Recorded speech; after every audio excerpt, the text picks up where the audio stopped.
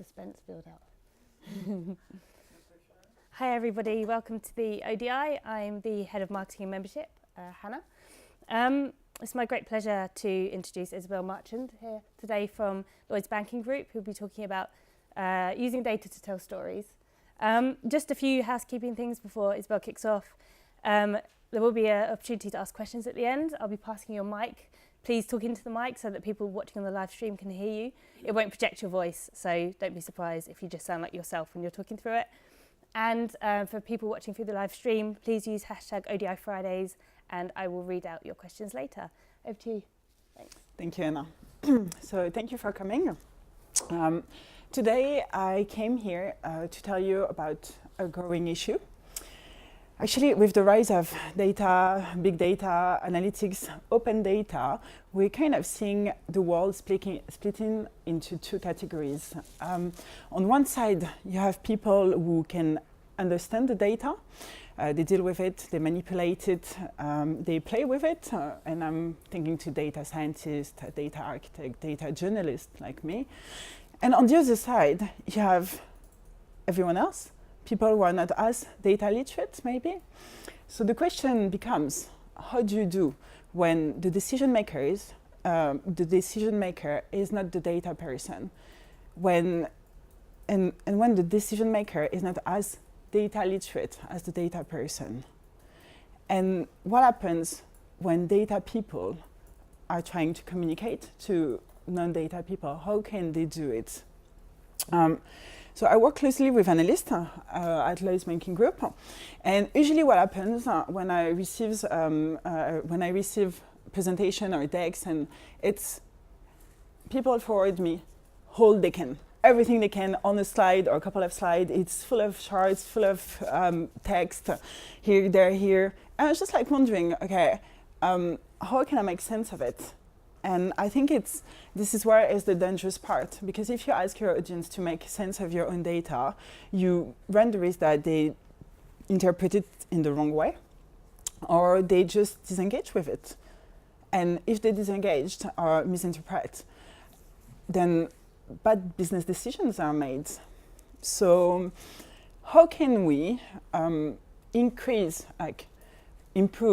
data people's communication and increase decision makers' understanding?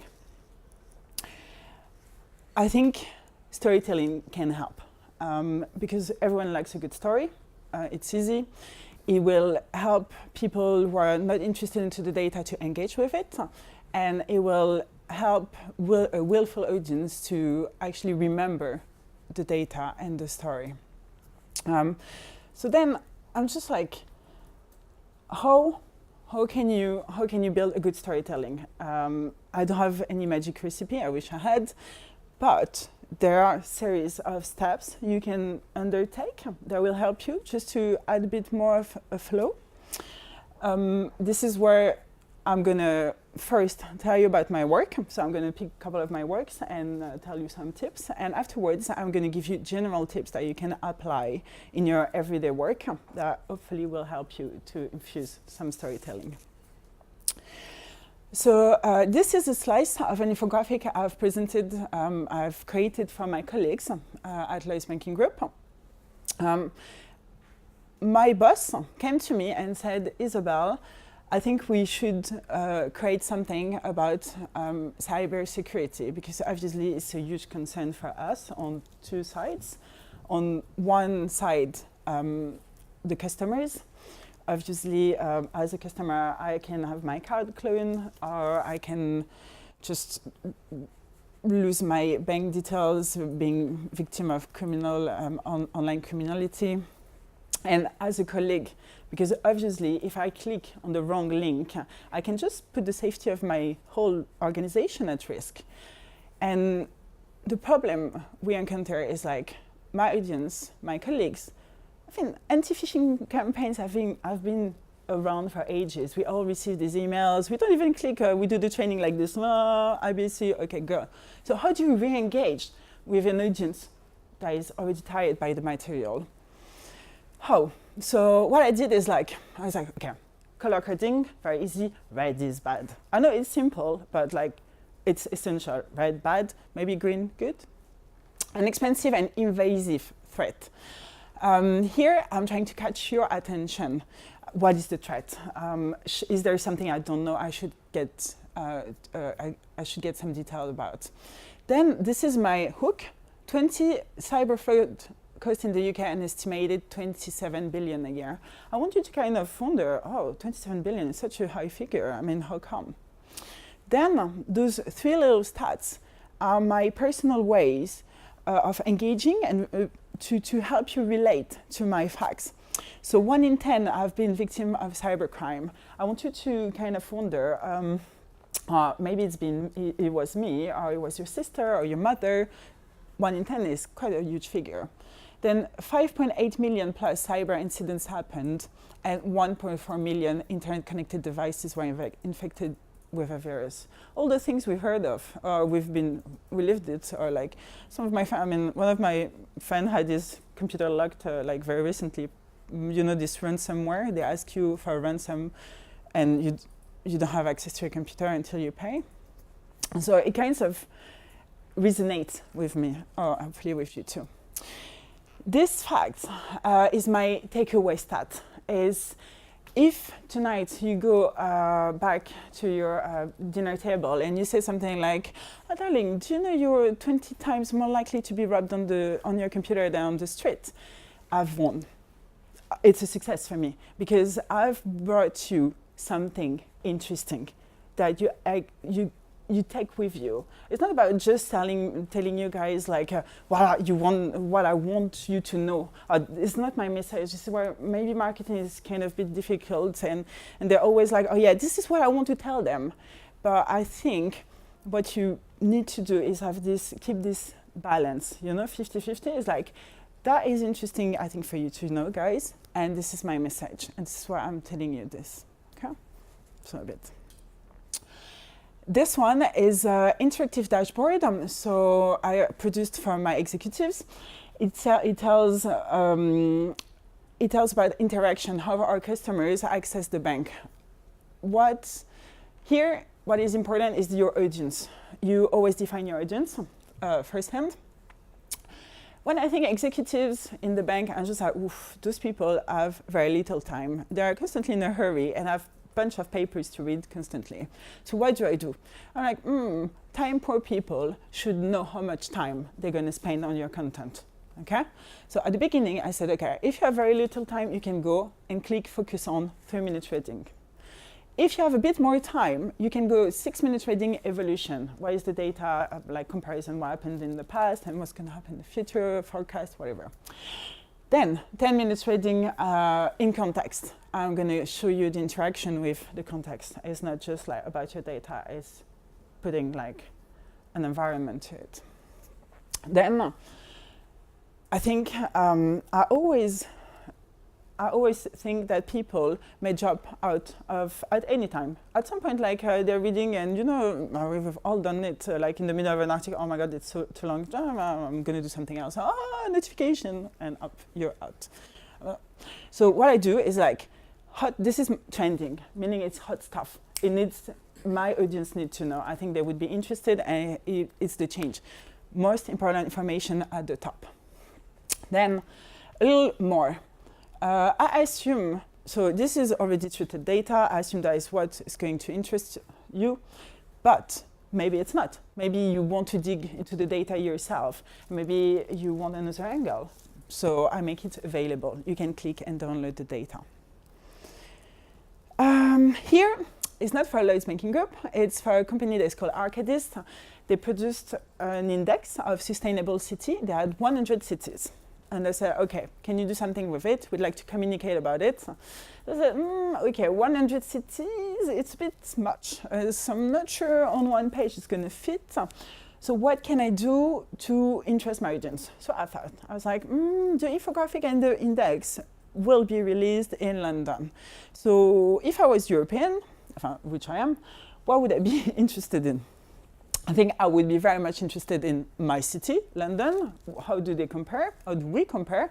But also I'd be quite interested into like other European cities. And maybe I'll be interested in having a contrast with America. Are they as dodgy as we know they are in terms of pollution, obviously?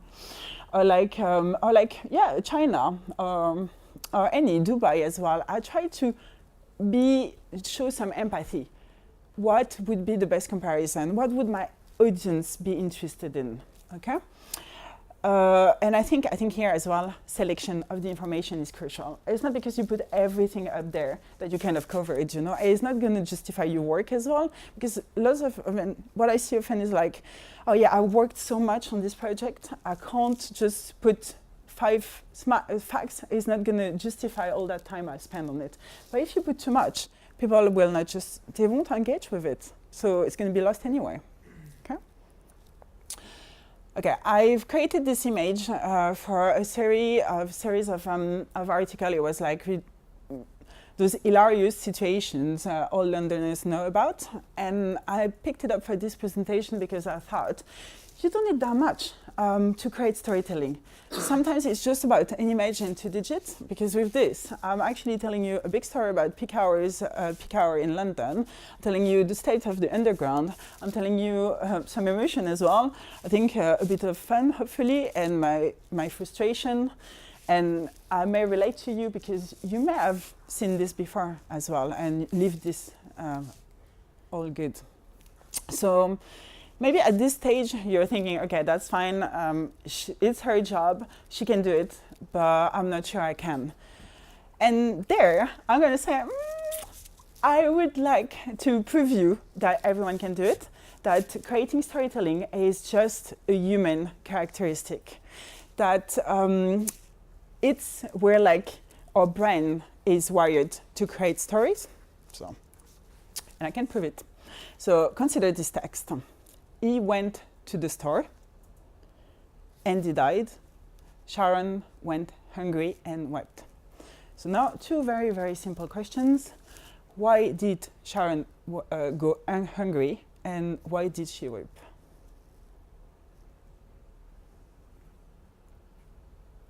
So most of you must have guessed that Sharon went hungry maybe because Andy died on its way to the grocery store, and that she's really sad because Andy was her husband or close relative.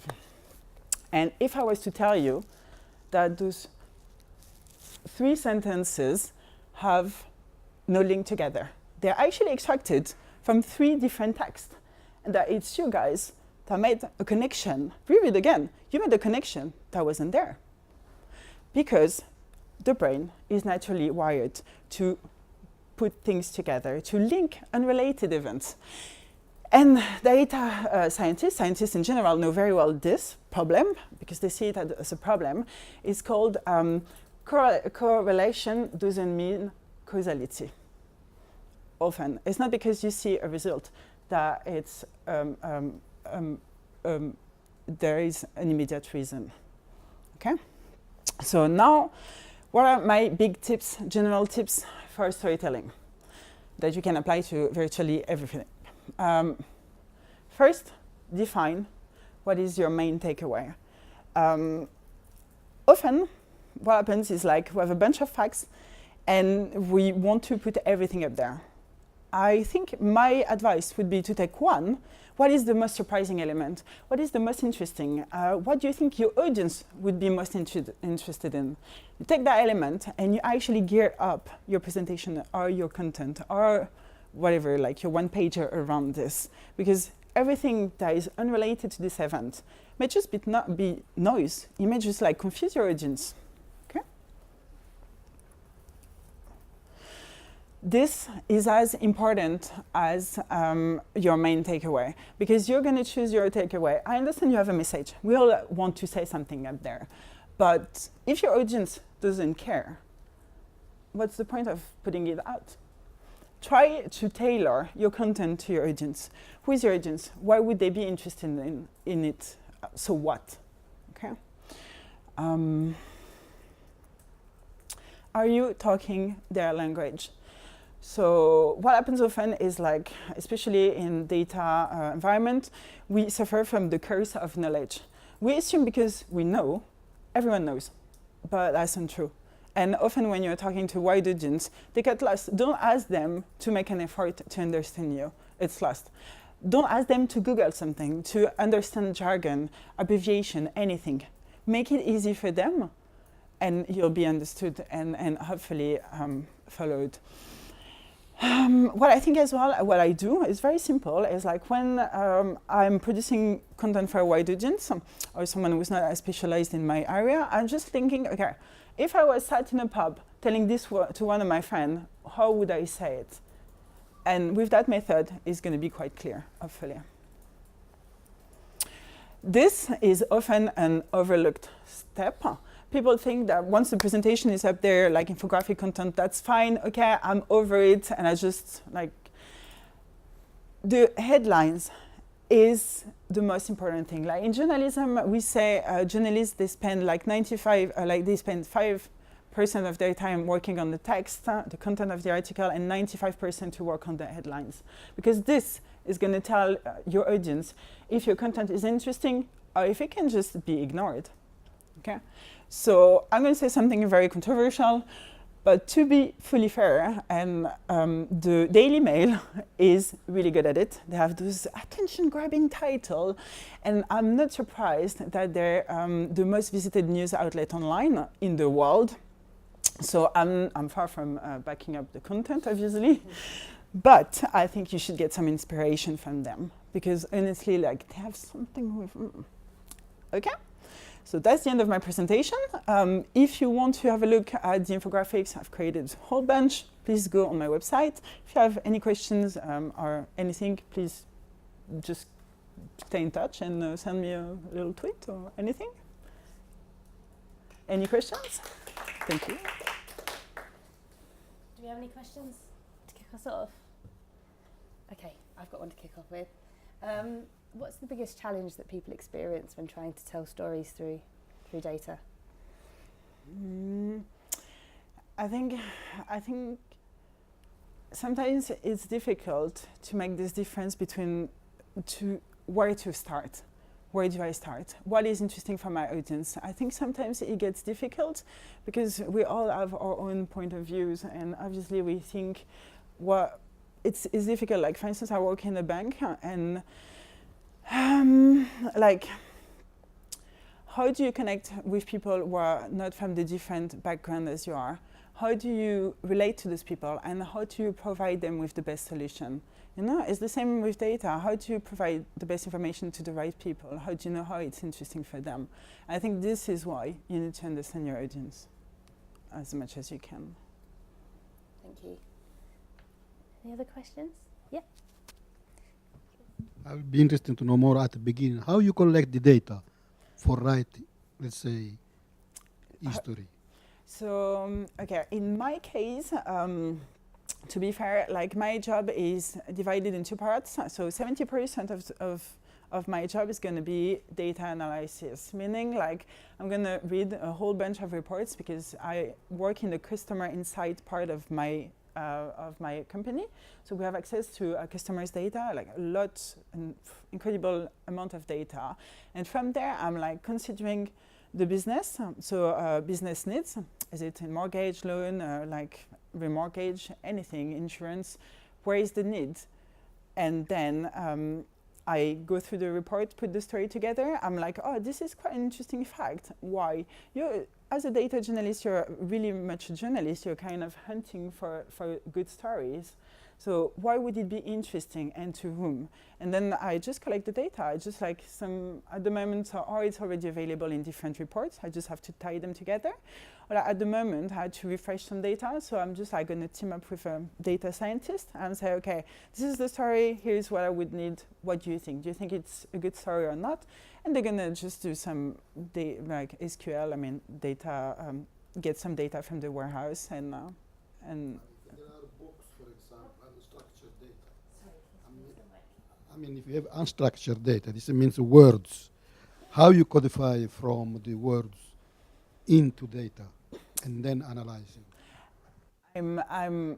after this, I'm doing backwards. It's not like I come to the data set and I'm trying to understand the data set. I come from an outside perspective. I'm like, okay, this is kind of an anomaly. Why do I see this peak in the data? And I'm like, there must be a story there. And I try to explain. So my data set, they're already clean, because I know what I'm looking for. You kind of come from a background where you have like the whole data. If I do understand well, tell me if I'm wrong. Like you have the data and you're kind of like, oh, what am I looking for? Is there some pick and trust? But on my side, I already know what I want. I'm like, oh, there is an evolution, like the aging population, so they would need a new product. How can we answer that need? Like, oh, I have those dashboards as well, like lots of Tableau dashboards. And I'm just like, that's interesting over time. Why is there like a peak here and not there? And why with these people, this sample? So my data is clean already. I mean, it shows trends already. I'm just curious, you mentioned some of your work is targeted at the executives within the bank. Are those people your main audience, or do you sort of work for other target audiences too? And also, what in all the data analysis that you've done, exploring all this, huge amounts of customer data, what's the most interesting thing that you've found out? So my audience, we have some sort of Facebook, because we're trying, obviously, Lloyds Banking Group is such a big company. We have like 8,000 people working there. So you don't want different departments working on the same thing at the same time, or like doing it's. The best way we found against this is collaboration. So we have this internal Facebook where you can post a lot. So I post my infographics there. Usually people, they come back to me as well and they say, oh, have you explored this? We would be extremely interested in knowing more about this. So it sparks the debate between all colleagues. It's not just executive. Obviously executive have access to it, but it's more general. And then I do have requests from executives, but it's usually even if it's at the beginning it's just for executives, it can get mainstream afterwards. It doesn't have to be just for them. They can launch the request, but then it gets open for a wider audience. So usually myself, I create most often than not for a very wide audience, like all sorts of colleagues, from branch people to a data scientist or like insurance or anything really. And your second question was, what is the most interesting thing in the data? Honestly, I love my job because the data we have access to is just incredible. Imagine like all the people who have a Lloyds Halifax, Bank of Scotland account, who have access to their data. And it's anonymous data, obviously. I have no clue about your overdraft. But it's really, I think you can draw fascinating patterns with aging population, or like mortgage. Like for instance, when you analyze the data, and it's no secret that, for instance, the age of people getting a mortgage is older and older. You can see that now with the life expectancy as well, how do they manage to live 20 years more on a pension? I mean, you can see kind of amazing patterns. I mean, like you see youngsters doing very well, or like spending their money, or like, the interesting facts as well, funny stuff I could see. It was like loan and mortgage, like in the 18, 24 years old, I could see that lots of young men are taking a loan, way more than, it was like 40, 60, way more than women, young women. And when you look into what are they taking a loan for? Automobile, obviously. And then on the other side, you see those women, the young women, 18, 24, what are they doing with their money? And they're actually getting mortgage. And when you think, yeah, it's quite interesting, isn't it? Because you're thinking like women have babies, like the first child per woman is getting, like, women before it was like 25, and nowadays it's like 32, I think 33, the average age of first child.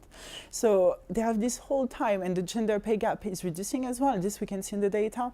So all sorts of things.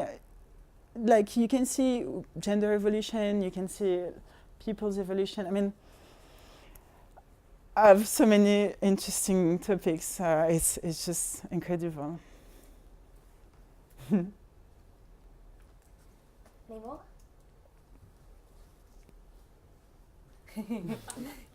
Right to the death.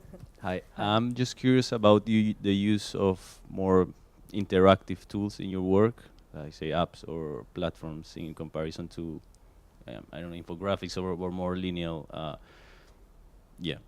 tools. And then how is that use related to the type of audience? So if it's, now that you say there is people that don't have time or they don't put that effort that you would imagine. So I'm curious about how do you use it? Yeah, so obviously, a very good question. The format is always important. I'm just thinking, interactive tools, we use Tableau. So in the bank, it's Tableau software. It's kind of, it allows you to create interactive dashboards and whole stories. It can be very inventive. In terms of, I mean, in my previous job, we used Click, which is kind of the same thing as Tableau. I know lots of people are using D3. We're kind of using R a bit, but it's like as it's open source. I think it's kind of it's question of safety. It's not really. Don't encourage that much. How do you then tailor the content to, the format to the audience?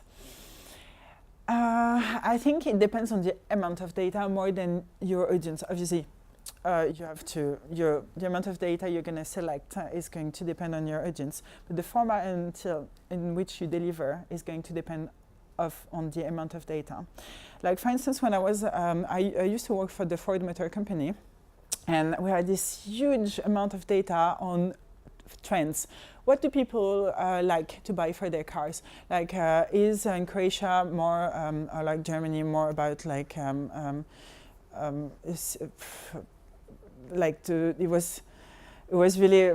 was everything from the cigarette holder to the sunscreen to like anything really. And we mapped it by countries. Like in Greece, they had like lots of cigarette holders. It was quite interesting. Or like in Turkey, like white was one of the main color, but way before it was such a trend in Europe. In Western Europe. So we had such a big amount of data that we had to do an interactive piece because you can't ask to people to go through one by one. However, if you just have like a small to fair amount of data, I wouldn't advise to, if it's just like to be playful, yes, you can.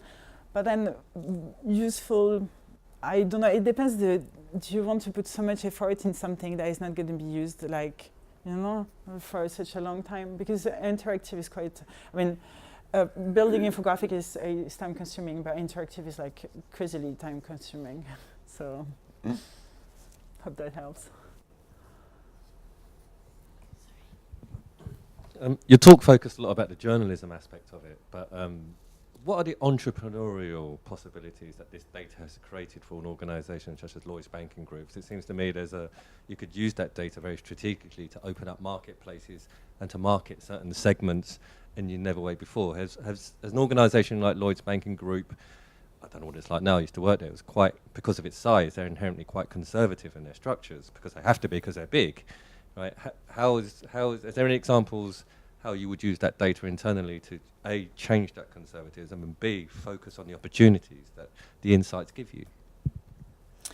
So exactly, you're totally right. Actually, if I do all of this, it's to lead to good business decisions, hopefully. If you spark the dialogue between different departments, it's because you want them to team up. You want them like, hey guys, I've seen something into mortgage you could be interested in. Or like for instance, like recently, like a couple of months ago, I saw something in the data. It was quite interesting.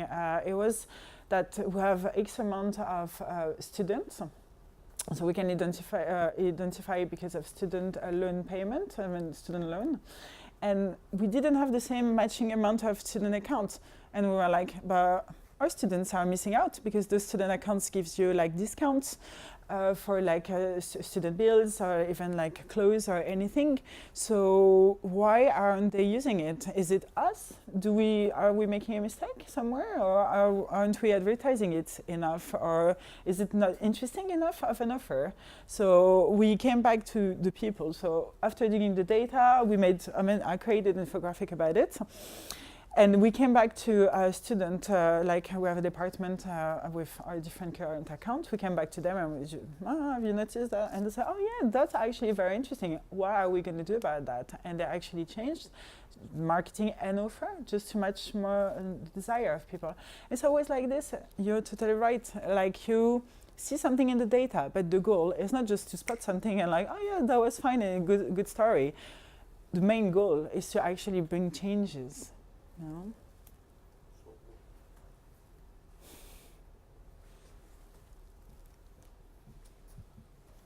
Thanks for your talk. I used to work in a bank, and we spent a lot of time, a ridiculous amount of time, trying to tailor our presentations to the sort of whims of the senior management, and that information as to who liked what and how was stored basically in the team and in the hierarchy on the way up. Has your team identified, you get data based on how your audiences use your stuff, I assume. Have you found a way of storing that insight so that it could be, so that if you all left, the team retains it? Because I'm sure there's insight there in terms of, how people use your different stuff. Very good question. So what actually happens on that internal Facebook, everything is stored. It's like, we've created a group. It's like a Facebook page. So you create a page, and we have like many categories into it, and we're really trying, because it's just as you said. Like yesterday, I wrote a chapter for a book, and like one of the data journalists was kind of a star in the little data journalism world, Simon Rogers, and he said something interesting. He said PDF are where data goes to die. And that is totally true. So how do you make it? How do you change that? Especially when now we're evolving, but instead of having piles of reports on your desk, you have kind of piles of reports everywhere on your desktop. So how do you do this?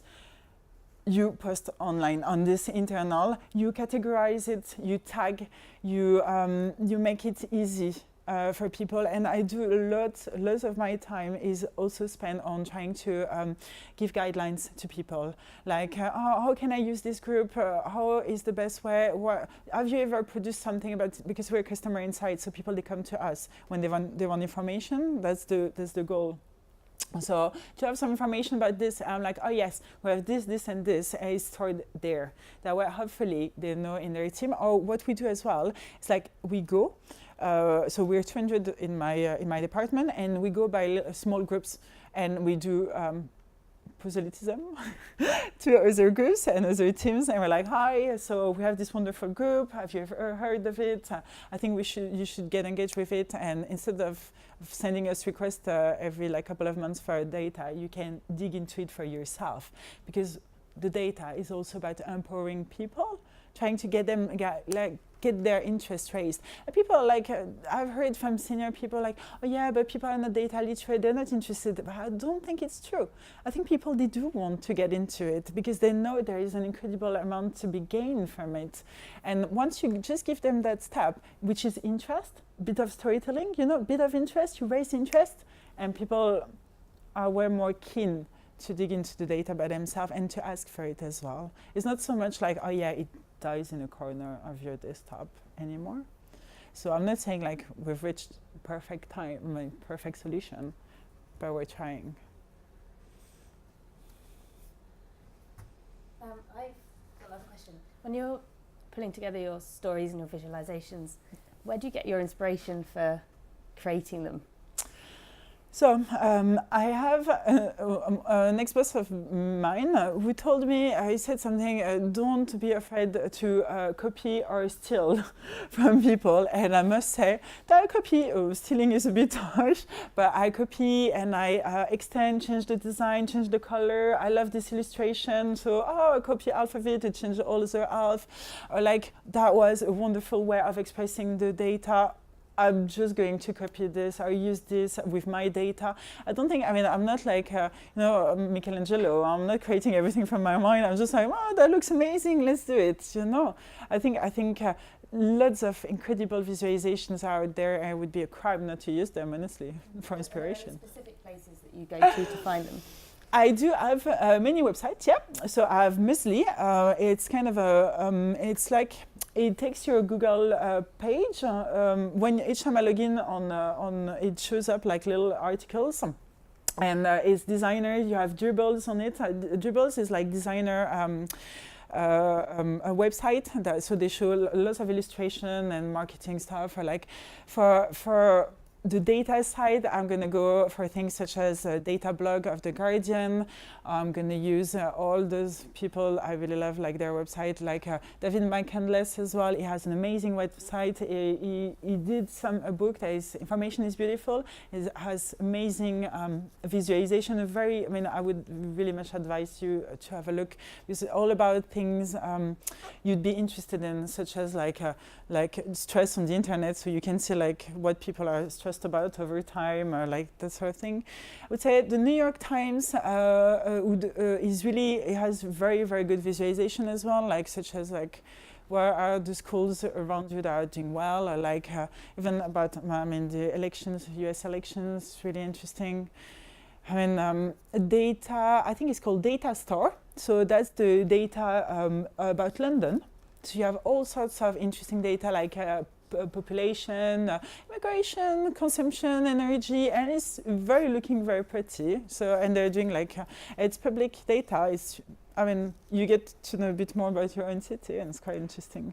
So there are like lots of things out there. Or sometimes I'm just very lazy and I type best infographics on Google, and it shows me a whole bunch of good infographics that I can hopefully steal some elements from. Great, thank you. Any more? Yeah. Thank you for your talk. So you mentioned that you want people to be empowered with data. Where do you see the future of data journalism going, and how do you see the industry empowering more people with data? Do you see more interactive tools coming out? What do you think lies ahead as more and more people do become interested and start engaging? I do. So it brings me to a presentation we had like a few months ago at the bank, and it was really interesting because they were saying that every 20 years, so now we're going to all live like 100 years old, congrats, and every 20 years you're not going to do the same things, the same job forever, your job may disappear or be replaced. So every 20 years you may just convert to another job, like retrain or like evolve. And I think it's a bit of the same with data journalism. People at the beginning were not that data literate. Like seriously, ask a journalist to count to 10. It was a bit of a nightmare. Like we were not trained that way, We're like, oh yeah, writing and like interviewing people and putting the story together. And now I went to university yesterday, and data. There was only journalist students, and they were all like, oh yeah, we're really much into like accounting and statistics, like basic stuff. It's not like. It's not rocket science. Even I'm not like that great with numbers, but like it's logical.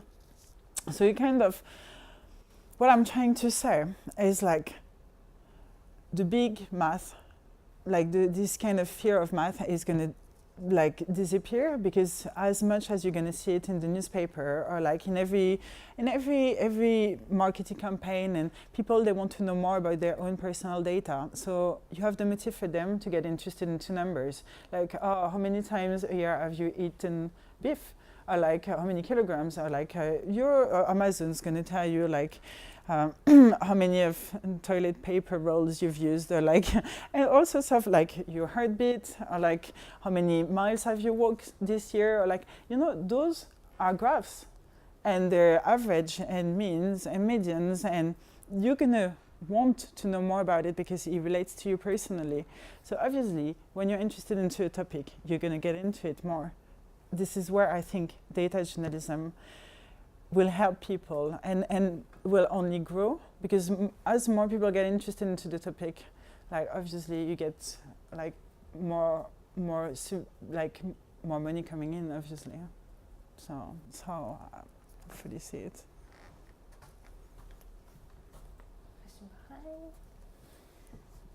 Just as a follow-on question, how have the traditional business analysts inside your organisation viewed your impact? Because to be quite frank, they must be absolutely bricking it, knowing that you're so close to the data, being able to show all these customer insights.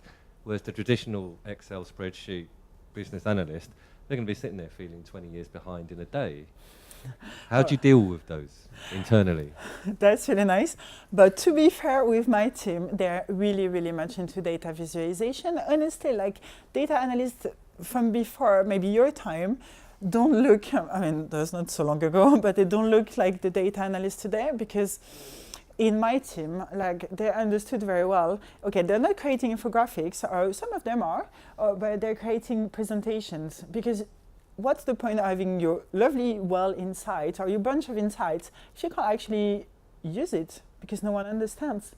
You see? So they're really, really trying to put a story together. Like, you'd be surprised, honestly. Well, that's your team. There's going to be people in other sub-departments that still be showing stuff on PowerPoint, on Excel spreadsheets, right? They do. Yeah. PowerPoint, actually. But you can tell lots of good stories with PowerPoint. Look at me. I'll accept that point. Got a question on Twitter from Alex G. Smith, who asks, how do you use data visualization insight to challenge your senior leadership assumptions or norms that are embedded in an organizational culture? That's a good question. This is controversial. I have to be careful there. So how do we do this? I think that is true. We have 250 years of tradition, so it's difficult to be too controversial. And often I'm pulling on the string. I'm like having those Daily Mails headlines, and I'm like, no, Isabelle, we can't get this out. Like, it's impossible. No. I'm like, okay, fine. But you always can kind of challenge. You know, it's not like there is not that vision that is true. It's a big organization, but we're really much open to change because we see the competition, you know, with fintech, and we understand the benefit as well for our customers. So we're not like close to blindfolded. And my boss are, you know, they're young and dynamic, and like the team is quite young as well. You have obviously senior people, but they're not senior for nothing. Most of the time they're quite clever as well. So that helps. And when you're actually pushing something, like they're like, okay, I understand your point. Maybe they're going to turn my proposal, my team's proposal down because they have a bigger view than I have. Because obviously, such a big organization, you have to consider not only your little small department, but like the bigger team and the bigger picture. Or they're going to say, okay, you know what, that's a fair change. I see the insight, I see the data backing it up. Let's do something about it. You know, like, and this is how we have like new proposals every day. I mean, new products, and we're really trying to tailor to the needs of people. I mean, obviously, if we see that more young women are investing into mortgages, we're like, oh, we want to help those women to get into the property ladder as well. Can we create a product that will help those people and answer their needs?